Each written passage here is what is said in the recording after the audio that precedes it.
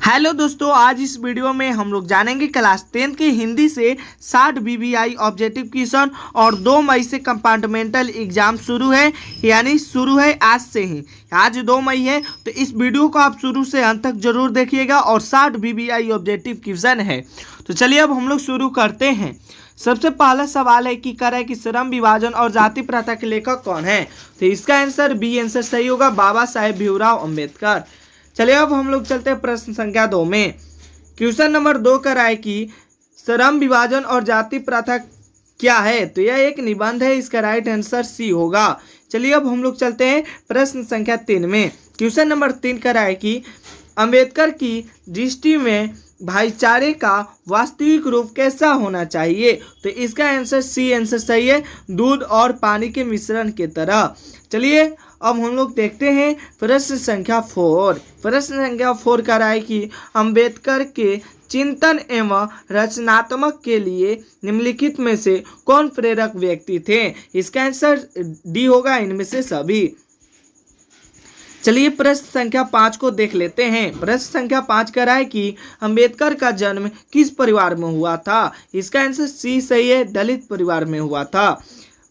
प्रश्न संख्या 6 का है कि प्रश्न संख्या 6 डॉक्टर भीमराव अंबेडकर का वार्ड हिंदी के लिए कितने खंडों में प्रकाशित है। तो 21 खंडों में प्रकाशित है, इसका राइट आंसर डी होगा, सही आंसर डी होगा। चलिए अब हम लोग चलते हैं प्रश्न संख्या 7 में। प्रश्न संख्या 7 का है कि दही वाली मागमा कहानी की किस भाषा में अनुदित है। इसका आंसर बी आंसर सही होगा, यानी 7वां का बी यानी कन्नड़।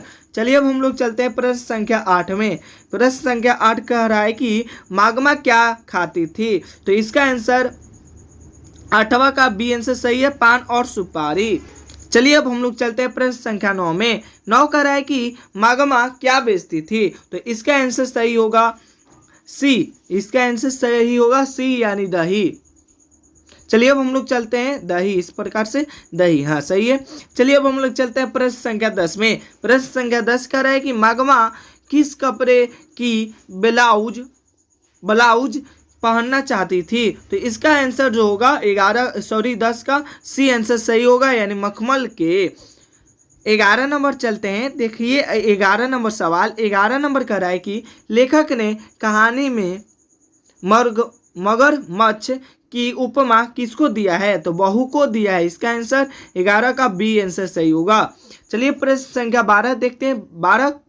12 क्वेश्चन को आप लोग पढ़ लीजिएगा। 12 नंबर का रहा है, 12 का डी आंसर सही होगा, यानी गुरु नानक। चलिए अब हम लोग चलते हैं प्रश्न संख्या 13 में। 13 का रहा है कि गुरु नानक के पिता का क्या नाम है। तो इसका आंसर 13 का डी सही होगा। चलिए अब हम लोग चलते हैं 14 नंबर को देख लेते हैं।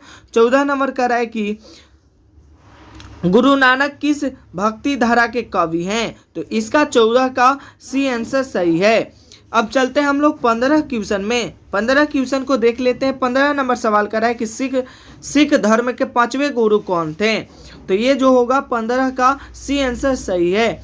चलिए अब हम लोग चलते हैं 16 नंबर सवाल को देख लेते हैं। 16 नंबर सवाल कर रहा है कि गुरु नानक ने किस भाषा में कविताएं लिखी है। तो 16 का डी आंसर सही है, ए और बी दोनों, यानी पंजाबी और हिंदी दोनों में। 17 नंबर सवाल करा है कि दोनों एक ही हैं। 17 नंबर सवाल करा है कि गुरु नानक किस धर्म के परिवर्तन किया है। यानी गुरु नानक ने किस धर्म का परिवर्तन किया है। तो इसका आंसर 17 का डी आंसर सही होगा, यानी सिख धर्म का।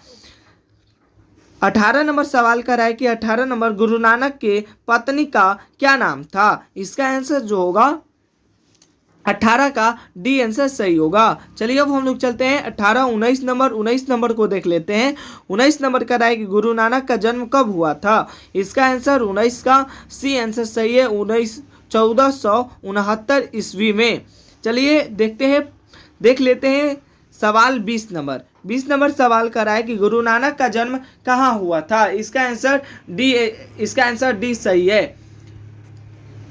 21 नंबर सवाल कर रहा है कि हिंदी में देखिए व्याकरण से हिंदी में ध्वनियाँ कितने प्रकार के होते हैं? तो इसका आंसर बी होगा, यानी 4 प्रकार के होते हैं।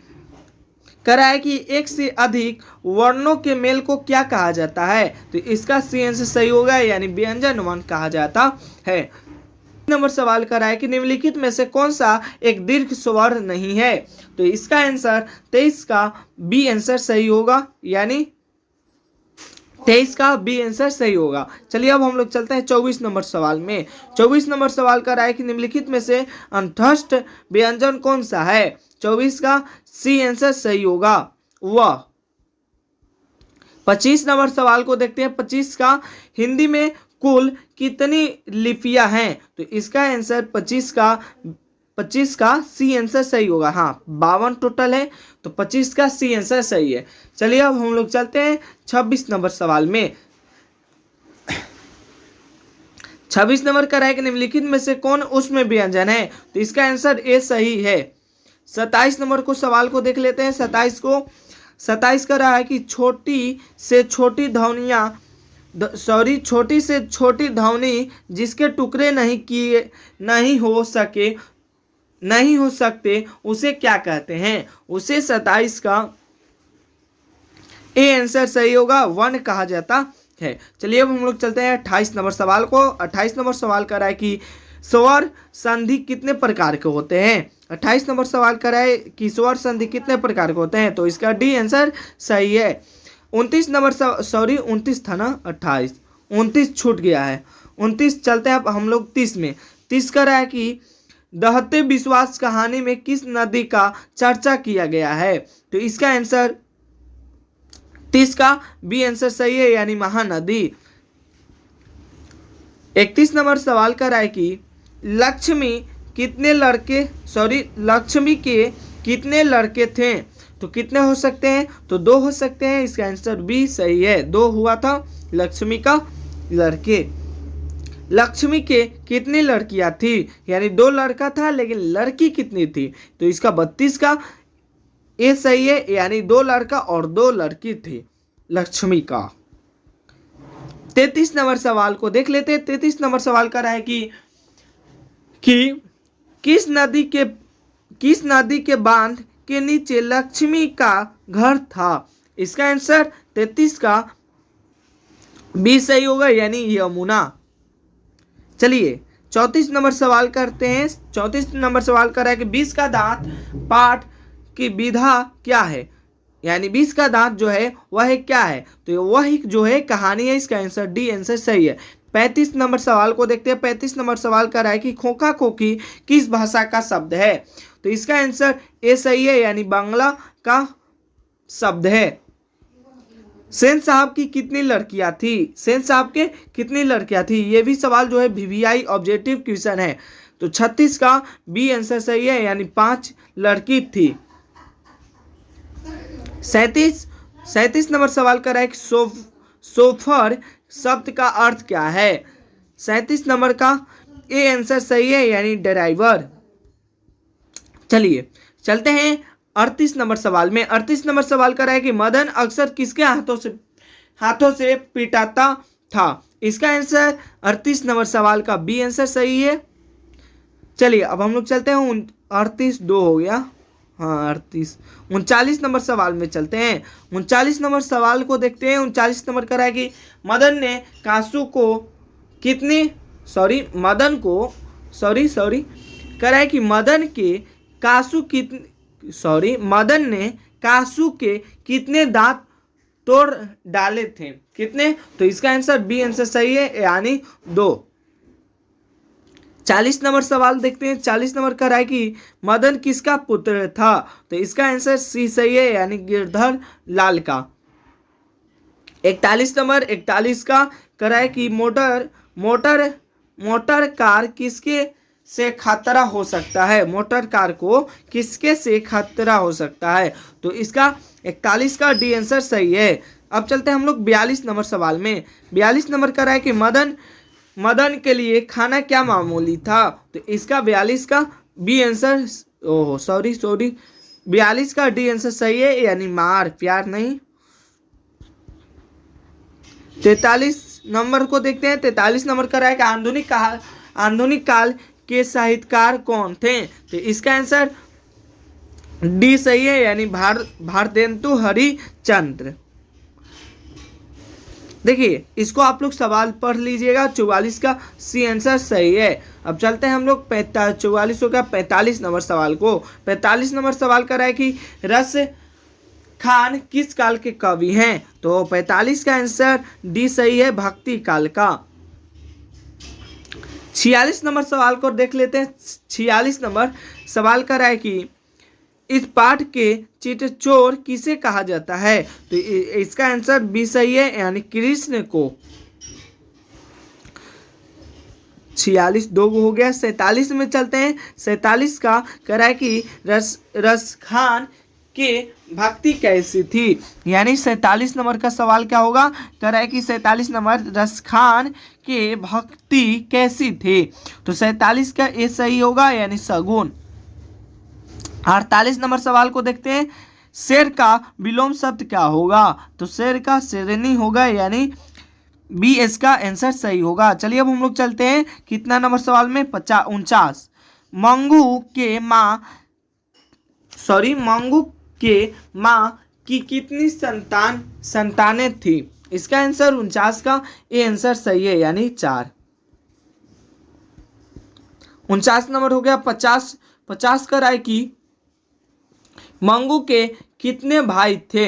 इसमें 3 ही ऑप्शन है। इसका आंसर ए सही होगा, यानी 2।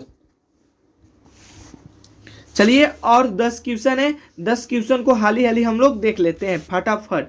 चलिए अब हम लोग चलते हैं 51 नंबर सवाल को देख लेते हैं। प्लेटो का संबंध किससे था? इसका आंसर सी सही है, यूनान से। चलते हैं अब देखिए 52 नंबर सवाल। एक के हो गया।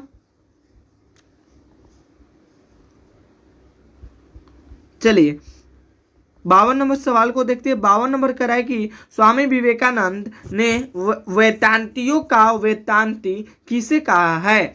तो इसका आंसर सी सही होगा, यानी मैक्स मूलर को।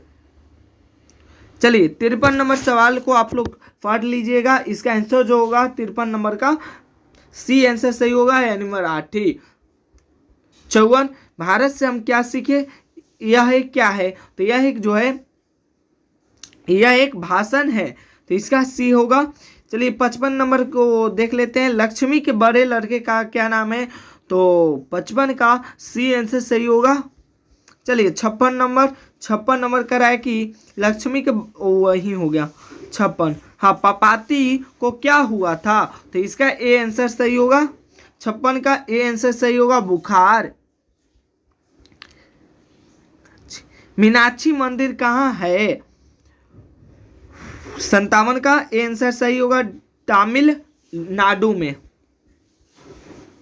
58 क्या होगा? 58 का ए आंसर सही होगा, कैलाश।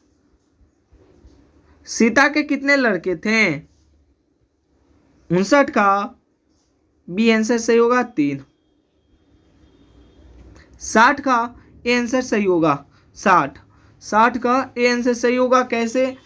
कैसे होगा? तो देखिए सीता अपने को क्या मानती थी? तो भिखारिन मानती थी। इसका आंसर जो होगा 60 का ए आंसर सही होगा, राइट आंसर ए होगा। तो आप लोग बताइएगा कि 60 में से आप लोग कितना सही किए हैं।